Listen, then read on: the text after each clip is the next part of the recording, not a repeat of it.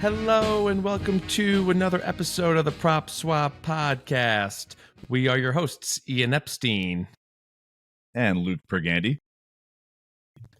And we are also the founders of PropSwap, the first marketplace to buy and sell sports bets.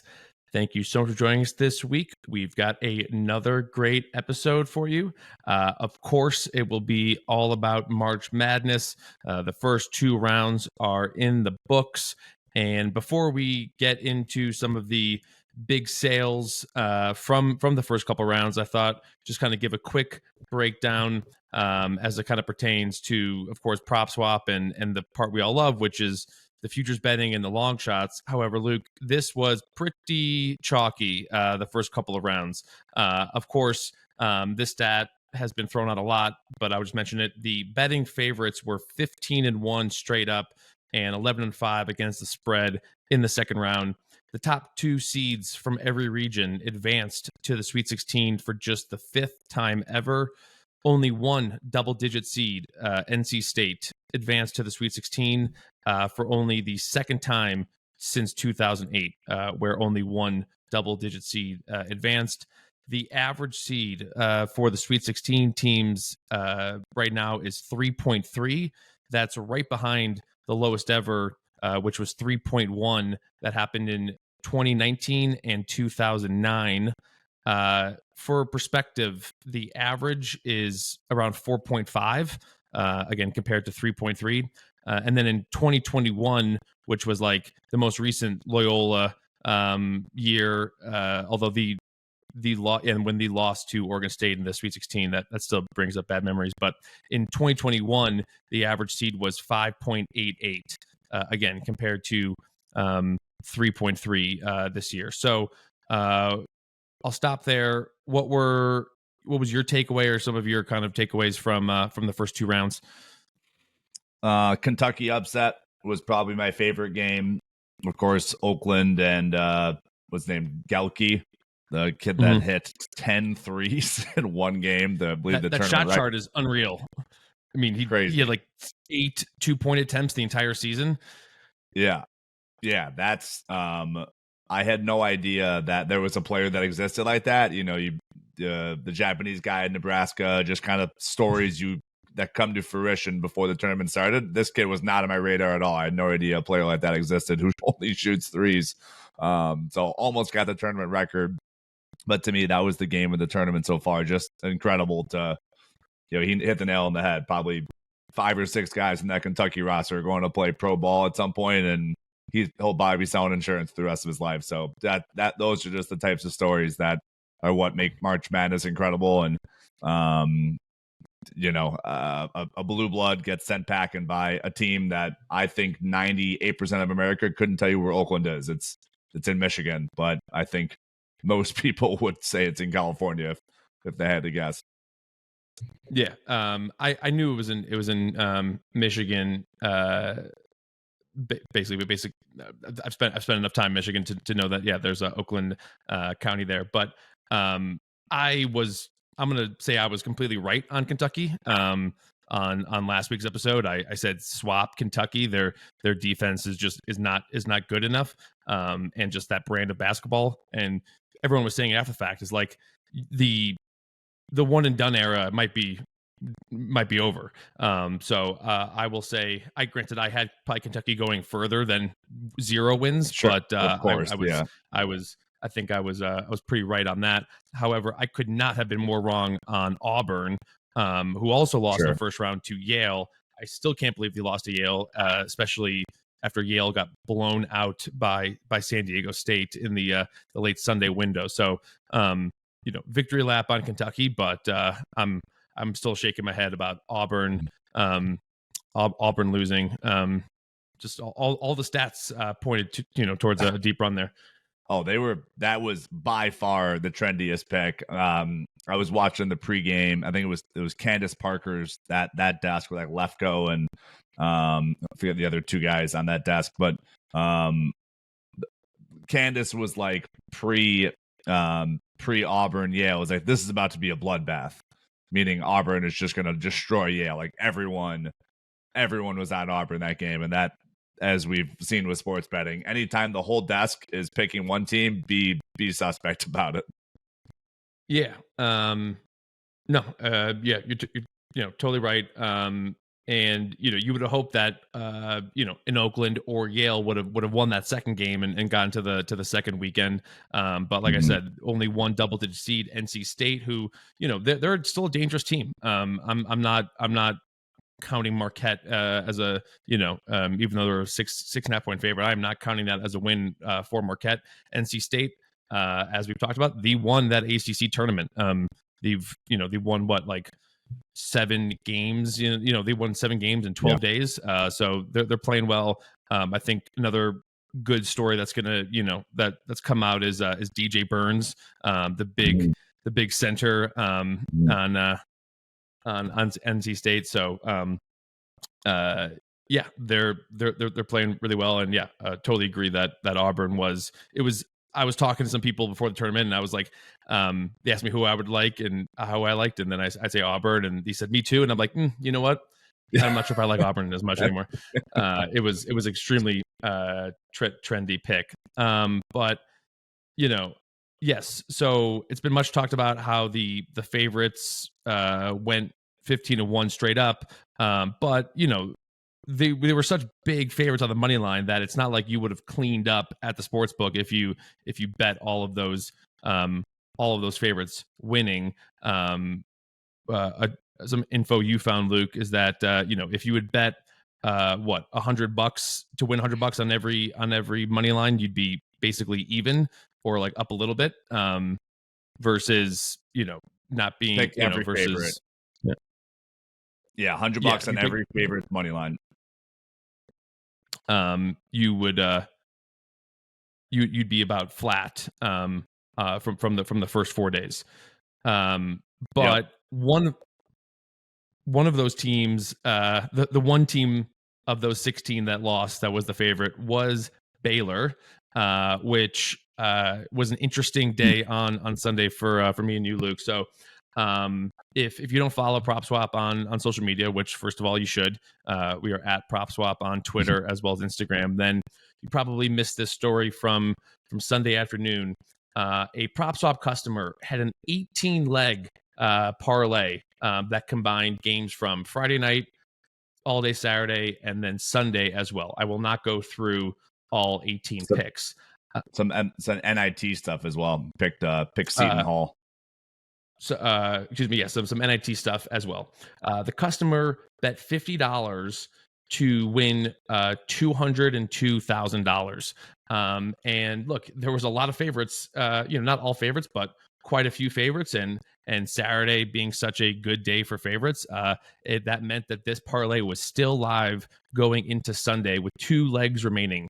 Those last 2 legs were Baylor moneyline and UConn -13. And so, he had a cash out offered from the sportsbook, DraftKings, $59,110. However, before those games started, we got the customer an offer of $70,000 heading into those 2 games. But and I'll let you take it here from here, Luke. It sounded like he kind of wanted to play it by ear a little bit, which is fine, and we deal with a lot of in-game sales, all the time, especially during this tournament. But this was particularly tricky because it's not like the Baylor game was going to end prior to the UConn game starting. We knew that these 2 games were going to overlap, and so if Baylor had won, then who knows what the score of that UConn Northwestern game would have been at that time. However, of course, Baylor did not win, and they were down for most of the game. But Luke, I'll let you take it over from here, as you were dealing with the seller for most of the day. Yeah. So he came from a friend of mine who works for the PFL, Professional Fighting League, and came to us. He's like, "Hey, friend of mine highly recommends PropSwap. I hear you guys deal in these types of situations. I'm super interested in selling." I talked to Will, our friend at PFL, all night on Saturday night.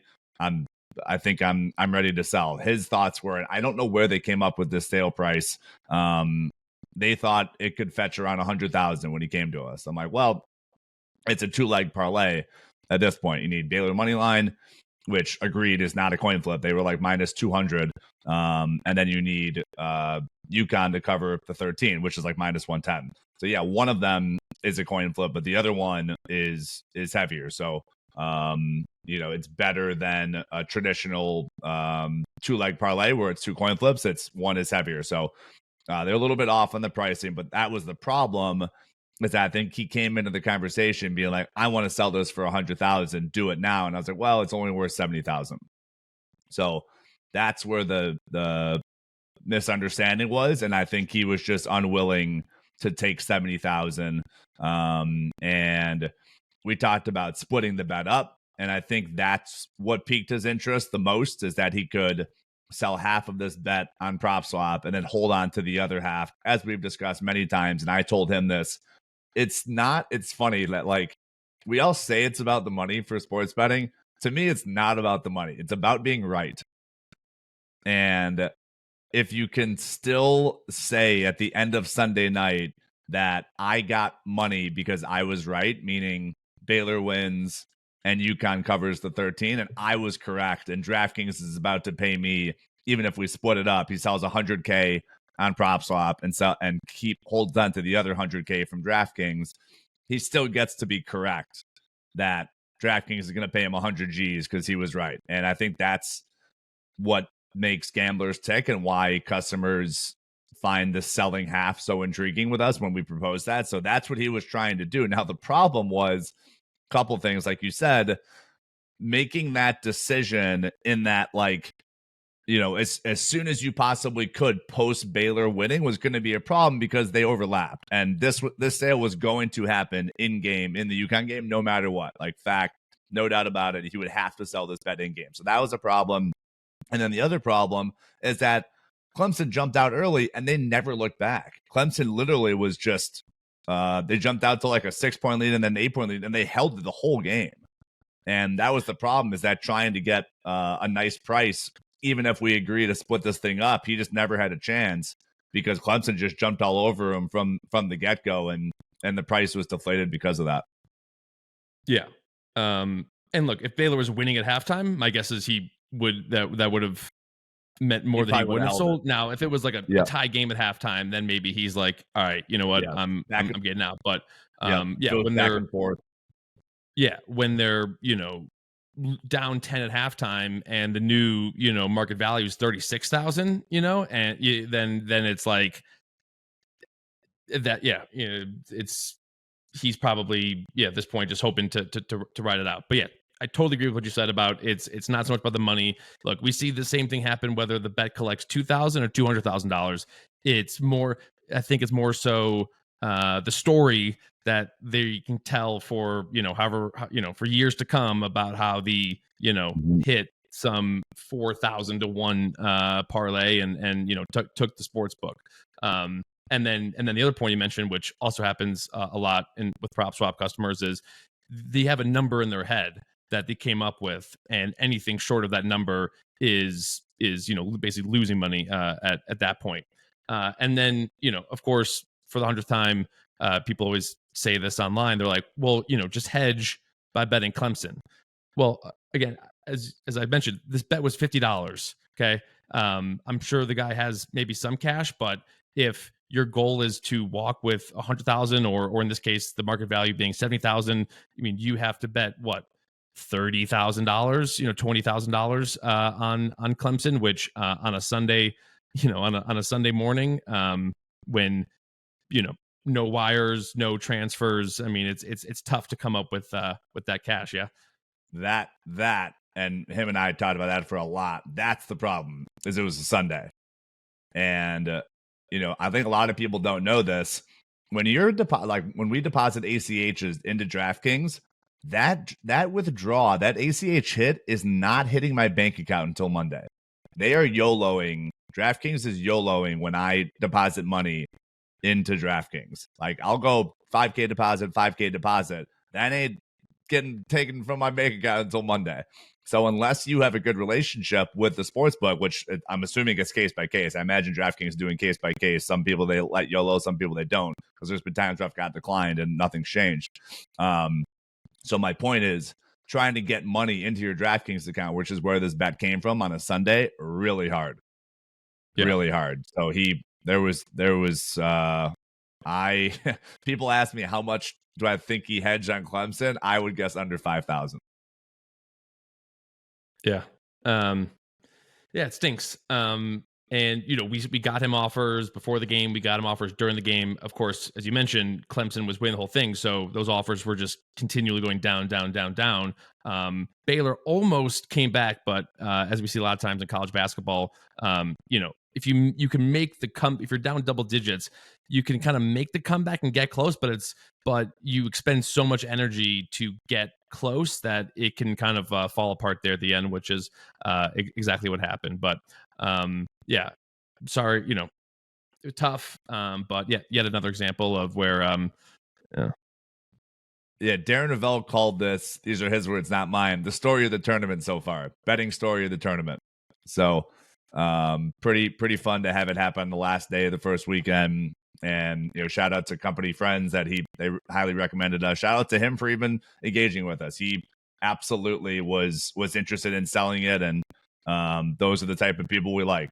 We're maybe not always going to agree on price, and they have a price in their head that's different than reality. That we mark things to market. But shout out to him for even coming to us and playing the game. And we were going back and forth all game long trying to get it sold. So sad it didn't work out, but I think he got something. Like I said, he hedged on Clemson a little bit, and we obviously got 2 million page views out of it, at least from all the different people tweeting about it. Yeah.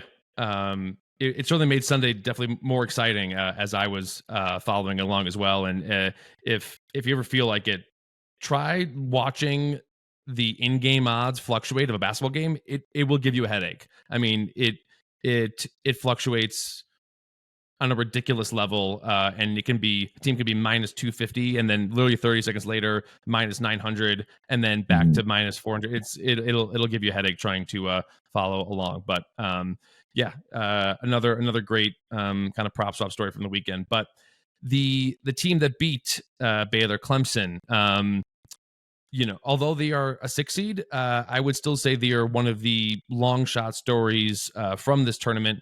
And here's one Clemson sale that we had after that Baylor game. On March 9th, a customer placed a $93 two-leg parlay that included an NHL game and Clemson to reach the Final Four. This was prior to the brackets being set. After Clemson advanced to the Sweet 16, the customer sold that $93 bet for $500. So basically a 4x return for the seller and odds of 10-1 for the buyer on Clemson, who only needs to win 2 more games, although they will probably be underdogs. They're definitely underdogs against Arizona, and would probably be an underdog against either North Carolina or Alabama. The other interesting part from this sale is that the person who bought the ticket has also purchased several Arizona championship futures on PropSwap. So this 10-1 Clemson purchase is kind of a great hedge against those Arizona futures, and something that I would recommend to people out there as well. Right, you can hedge your futures by not always just not necessarily hedging by betting the other team on the money line or getting another future on them. These you can find long shot region winners, right? You're getting 10-1 on a team that just needs to win 2 more games, and so that's a great hedge. A 10-1 Clemson region bet is a good hedge against a 10-1 Arizona championship future, right? So I did think that was interesting, that the same customer has purchased both those teams who are playing each other on Thursday. Yeah, first game of the Sweet 16, Arizona Clemson, second widest spread of this round at 6.5, tied with Marquette. First widest spread is UConn at 10.5. I don't know. San Diego State, they look good. That we obviously Arizona got Keyshawn Johnson, one of SDSU's best players, from last year's national championship finalist. But yeah, UConn looks looks like a wagon right now. They look really good. Yeah. Switching to the other side of the bracket, want to talk a little bit about Houston. One of our biggest sales of the weekend was a Houston championship ticket where a customer had bet 5,600 at 11.5 to 1 odds on Houston. And then prior to their second round game, received and accepted a bid on their ticket for $9,000. So sold a $5,600 ticket for 9,000, and the buyer received odds of plus 678 when the Cougars were plus 600 or worse at every sports book. But I bet you that buyer was sweating on Sunday night when Houston blew a 12-point lead with under 2 minutes left to be forced into overtime. Texas A&M hitting a buzzer beater 3 to send the game to overtime. But Houston did prevail, and they're moving on to play Duke. I bet you that buyer was having a semi-panic attack to purchase a ticket for $9,000 and then 8 hours later almost have it go away. But hey, Houston won, and now they're down to 5 to 1 at sports books. And again, this buyer got plus 678. But also on the other side, I bet you the seller was feeling pretty nice not having to sweat that A&M game. But I know you like Houston maybe more than I do. But what was your thoughts? Yeah, I mean, if you looked at Jamal Shedd's, Houston star player's mother in the crowd, they kept showing her, and Jim Nantz looked pretty nervous. He's a famous Houston alum. They looked darn nervous. Did the mom and Nance, and then of course so many Houston players fouled out. They had that Elvin kid, that like white walk on that he shot like 4 free throws the whole year, and now he's I've certainly been lonely at the free throw line. I'm sure everyone that's played basketball in their life, like that is as lonely as it gets, and to do it after shooting 4 free throws your whole season and having to come in and save your team and knock down a couple. He missed one and made the second. That is as nerve-wracking as it gets in sports. Yeah, I mean, look, yes, all those Houston fans were nervous, but for almost the entire second half, they were celebrating. I mean, again, 12-point lead with under 2 minutes left 2 minutes. Is crazy. So, but yeah, another great sale. And look, even though you could call the Sweet 16 pretty chalky, which it is, on the other hand, it's pretty wide open. And yes, UConn is a wagon. I cannot believe they're now basically 2 to 1 at certain sports books, with 4 more games remaining. Again, I find it hard to believe because they're going to be playing good teams from here on out, right? Like Illinois or Iowa State, good teams. Assuming to get past SDSU, they could play Arizona in the Final Four. So I do think UConn is. I think it's more a function of the risk than it is their actual chances. But it's a very wide open tournament with a lot of blue bloods and good teams, and so actually, and I think that's probably a good time now to start talking about a couple of these. So let's get into stake or swap.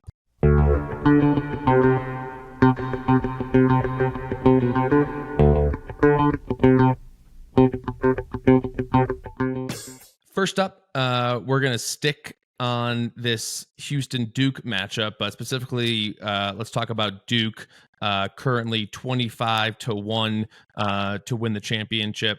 I will go first. I am staking Duke at 25 to 1. They did not reach the semifinal of the ACC tournament, which I've talked about before being a good or bad indicator. But as we've seen, NC State, pretty good. That's who they lost to in the ACC tournament. Heading into March Madness, Duke was ranked 7th in offense and 26th in defense in the Ken Pom rankings, which, pretty much falls under that top 25 rule. I feel like they've kind of quietly dismantled these teams in the first 2 rounds, and not enough people are talking about it. They held Vermont, who averaged 70 points a game in the regular season, to 47, and then they hung 93 on James Madison. They have outscored their two opponents by a combined 55 points. And then, as I talked about earlier, I just do not love. I should say, maybe I didn't talk about this earlier, but I do not love Houston's brand of basketball as it translates to the tournament. They have a great defense, but I don't think their lack of depth, which definitely showed out on Sunday night, and their lack of offense at times, I do not think that translates well to tournament success. And as you said, Luke, like if it wasn't for Jamal Shed like taking over that game Sunday night, Houston easily could have been eliminated. So Duke 4.5 point underdog against Houston. Look, if you want to do a money line rollover, be my guest. Most people don't have the bankroll, patience to do that. So 25-1 on a really solid Duke team. I'm staking Duke. Totally get it. All extremely fair points. I'm going to swap Duke just because I think Houston is. I still think they're the best team. That was the most amount of weakness I've seen them have probably all season. I've watched, I don't know, maybe 6 or 7 of their games. For Texas to let Texas A&M come back is bad. There's no excuse for that. But I think that, so first of all, this is the game of the tournament. Houston Duke is by far the best game of the tournament so far.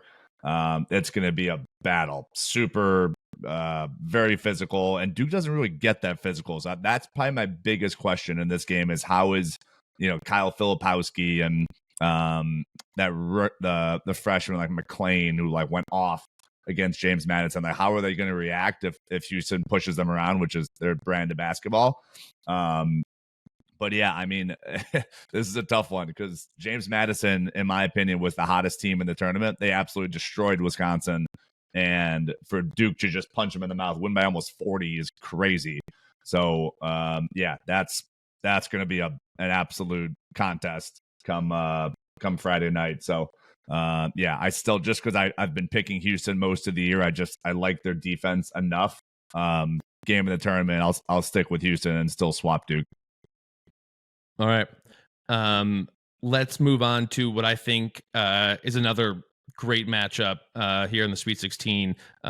Gonzaga against Purdue. Another number 1 seed in that region is Purdue. But let's talk about Gonzaga.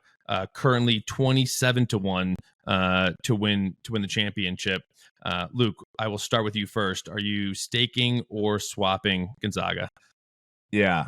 I'm gonna stake Gonzaga. They really impressed me coming to play against Kansas, and like the counterpoint to that would be, it seems like Bill Self was already saying he's like looking forward to next season, and obviously they didn't have their star player, but like you still had Hunter Dickinson and some other good supporting cast on Kansas, and Gonzaga just rolled them. I mean, they jumped out early and just kept the foot on the gas pedal the whole time. So that's one thing that I think Arizona does not do a good job of, is keeping your foot on the gas pedal. They constantly let these teams back into basketball games. And to your point, Houston did exactly that as well. So that's a problem. So I think Gonzaga has that ability to keep their foot on the gas pedal. I've been a Purdue hater the whole season. My biggest concern is who's going to guard Zach Edey on Gonzaga's team. They have like one big guy, but he's not like a 7-footer. So that's obviously a concern. Anytime you go up against Zach Edey, who's going to guard him? But I think that the firepower is strong enough with Gonzaga, second best shooting percentage in the country, that they'll be able to outlast them if it comes down to like free throws, and as long as they can keep it close. Yeah, I'm going to swap Gonzaga. You mentioned how the rolled Kansas, which that final score, yes, they did, but I mean, my memory serves correct. I think it was like a 1-point game at halftime. It was actually a pretty close game it was a pretty close game in the first half. But then Gonzaga pulled away the second half. But yeah, I think it was a 1-point game at halftime, which kind of leads me to my point of like, I do not think Gonzaga's that good. It was. You're right. 1-point game at half, ended up winning by 21. But yes, 1-point game at half. Correct. Right. And Purdue's got a really good offense. And the Gonzaga defense ranks 41st in the KenPom rankings. gave up 69 points on average in the regular season, 82nd overall in the country. And so I just think they're going to have a tough time stopping Purdue. And, yes, ever since Arizona lost to Purdue, I've kind of been a Purdue hater, but I've kind of turned the corner on the team just from the perspective of, and they keep running commercials for this documentary that is ironic. But this about Virginia when they lost as a 1 seed and then came back the next year and won the championship. And there's been a lot of parallels to Purdue in that regard, which I kind of buy into. Like, Purdue has basically had a bad taste in their mouth for last year. And so I think they are on a mission and they're not going to be losing focus, perhaps maybe like they did last year. And then, I'll admit it is extremely frustrating to watch games with Zach Edey and the way he's officiated. It's very frustrating to watch, but he gets calls and it works for Purdue. And so I have Purdue winning this game. And so for those reasons, I will be swapping Gonzaga's chances. But those are two great. Yeah, going to be such a good Sweet 16. Honestly, my favorite ever. Like, there's just so many marquee matchups as opposed to like a Florida Gulf Coast or a team that like maybe doesn't belong. And obviously they proved, this happens every year where teams prove us wrong that like they do belong. Florida Gulf Coast, Loyola Chicago, Florida Atlantic, etc. But I think all these games are just such a good matchup. UConn, SDSU, maybe that's the widest spread, but I even think SDSU might be able to push them. So it will be really fun. Yeah, no, I totally agree. The third, the Illinois Iowa State game, I feel like not enough people are talking about Illinois. I almost picked them for my to stake them, but being in that region with UConn is probably the scary part. And then I also think Alabama's live against North Carolina. They put up a ton of points. That is such a run and gun offense, and so I would not. They have a chance against anyone in the country with the amount of points that these score. So it's going to be a fantastic slate of games. This Thursday, Friday is going to be fantastic. So in the meantime, tons of great tickets for sale, as we talked about. Customers who got in early are now trying to get out. So any teams you like, go head to PropSwap, PropSwap.com or the PropSwap app to find great deals on title futures, regional tickets. And then if you're holding on to one of these teams as well, give us a ring and we'll get that ticket sold for you. So thank you so much for tuning into this week's episode. Please make sure to give us a follow on social media, subscribe to the podcast, leave us a rating, and we will talk to you next week.